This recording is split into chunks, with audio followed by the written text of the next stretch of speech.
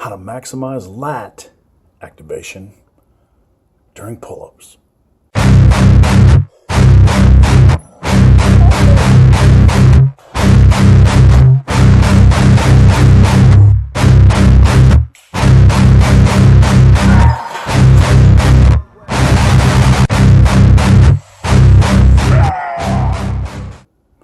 Hey guys, welcome to the Massive Iron Channel. I'm Steve Shaw. Guys, in this video I have a great question, one that I've never answered before, on how to maximize lat activation during pull-ups. And this will also apply to all vertical pulling exercises, so you want to stick around for this. Before I get into this topic, guys, if you have a question, check out the link below.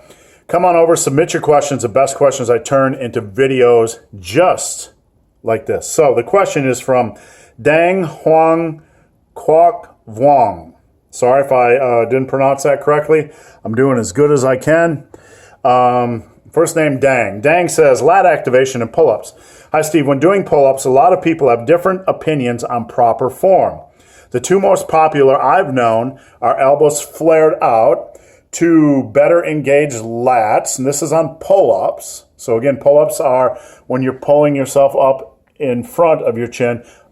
Chin-ups, or excuse me. Pull-ups are when you're pulling up with this hand grip. Chin-ups are when you're pulling up with the opposite grip. So we're talking about pull-ups. And he says one method he has heard, can't speak today, is about keeping your elbows flared out while you're pulling to get better lat activation.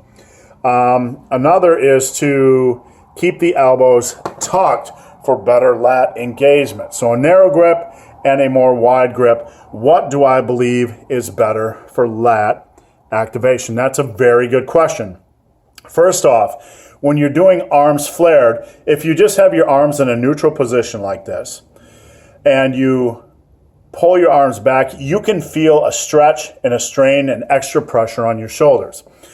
I don't believe in any movement where you're moving your elbow back that it is a good idea to perform a lot of reps in that position, especially with pressing exercises. There is a rule of thumb that the further back your elbows go, the more strain you're putting on your shoulders during presses. I would wager to say that for pull-ups and lat pull-downs, if you're trying to do this, it's the same thing. As an old dude, I can really feel that pressure when I bring my shoulder back, and I don't believe that's the best way to do the exercise from a shoulder health standpoint.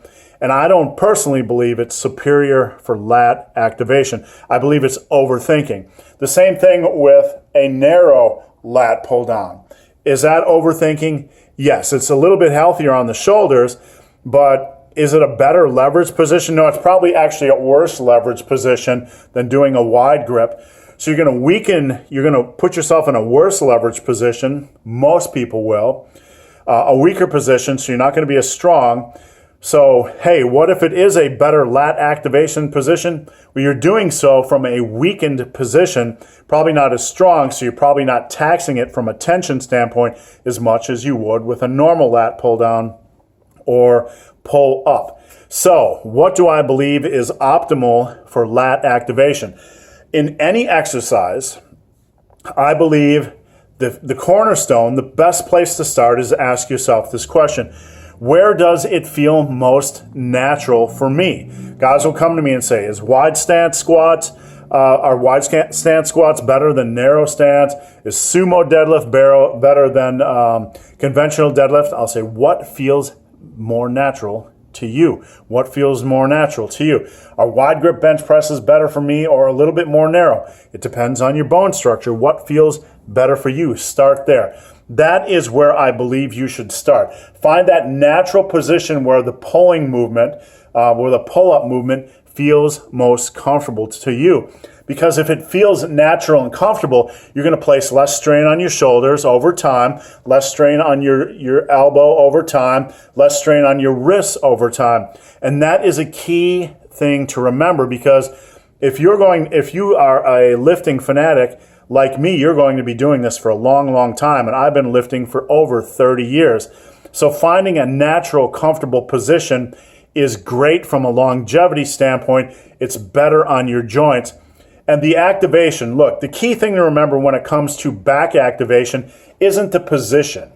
It's how you pull. Most people make the mistake during back lifts to pull with their hands. That is wrong. What you want to do in any back exercise is focus on moving the shoulder and the elbow back at the same time. If you do that, you can really feel a good lat activation on any back exercise. So let me repeat. If you're doing a dumbbell row or a seated cable row, instead of pulling with your hands, focus on driving your shoulders and elbows back, and you will feel a quality amount of lat activation. This goes for seated cable rows, this goes for dumbbell rows, this goes for lat pull downs, and for pull-ups. So don't overthink things. Don't overthink things. Overthinking usually leads us to put our bodies in positions that aren't natural. There's a lot of experts out there who haven't been doing this for a long amount of time, and they really haven't thought through what they're saying. Natural is always the best starting point unless you're doing something completely ridiculous. Start in a natural position, a position that feels good for you, and concentrate on driving your shoulders and elbows back as you're doing the pull-up. Don't overthink it. Don't go super wide and flared. Don't go super narrow. Don't put extra strain on your wrists and your elbows and your shoulders. Just keep it natural and concentrate on driving those shoulders and elbows back and implement progressive overload, and you will get all the lat activation and lat growth you need. So guys, hope this video has been of some help. If you have any questions or comments, check out the link below. If you've made it this far in this video and have yet to subscribe to my channel, please do. I'd appreciate the support.